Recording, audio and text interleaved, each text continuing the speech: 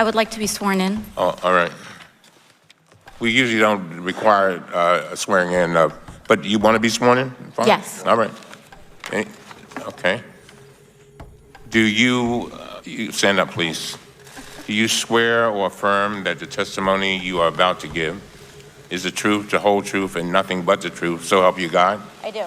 You may be seated. Congressional circus theatrics are dooming the Democrats' chances of connecting with most Americans regardless of party affiliation. An Axios poll reveals that moderate Democrats are perplexed by the anti-American leftist uproar infestation of Congress, with a newly released internal poll of Democratic swing voters finding that just 9% have a favorable view of Representative Ilhan Omar, while just 22% view Alexandria Ocasio-Cortez favorably. I believe, as an immigrant, I probably love this country more than anyone that is naturally born.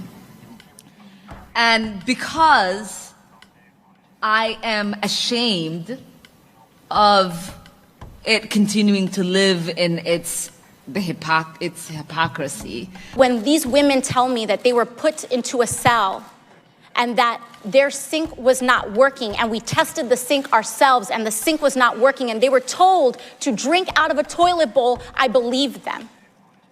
I believed these women. I believed the canker sores that I saw in their mouths because they were only allowed to be fed unnutritious food. I believed them when they said they were sleeping on concrete floors for 2 months. I believed them. And what was worse about this, Mr. Chairman, was the fact that there were American flags hanging all over these facilities, that children were being separated from their parents in front of an American flag, that women were being called these names under an American flag. Rather than side with open borders and abolishing national security, most Americans are too smart after 8 years of Obama to fall for manufactured spectacles on the Hill. She's so happy. She said, "You will be part of my family forever." Mr. Chairman, it needs to be noted into record. I spoke to CPB agents, even though they told us not to speak to them too. Remember that? As a 34-year veteran of law enforcement, it is shocking to see the constant attacks against those that leave the safety and security of their homes every day, put on a Kevlar vest and put a gun on their hip, and risk their own safety to defend this nation. They have to wake up every day and see news reports and comments from representatives in Congress that they're Nazis, white supremacists, that they operate concentration camps, that they knowingly abuse women and children. ICE agents and Border Patrol agents are mom and dads too. They have children. Mr. Holman, I'm a father. Do you have children? How can you possibly allow this to happen under your watch? Do you not care? Is it because these children don't look like children that are around you? I don't get it. Have you ever held a deceased child in your arms? First of all, your comments are disgusting.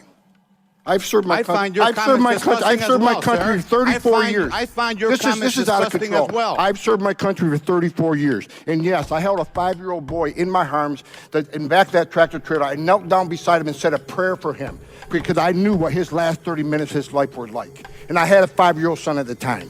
What I've been trying to do my 34 years serving my nation is to save lives. So for you to sit there and insult my integrity and my love for my country and for children, that's why this whole thing needs to be fixed. And you're the member of Congress. We agree on that. Fix it. We agree on that, but I disagree. But I also disagree with your characterization of immigrants as prone to criminality.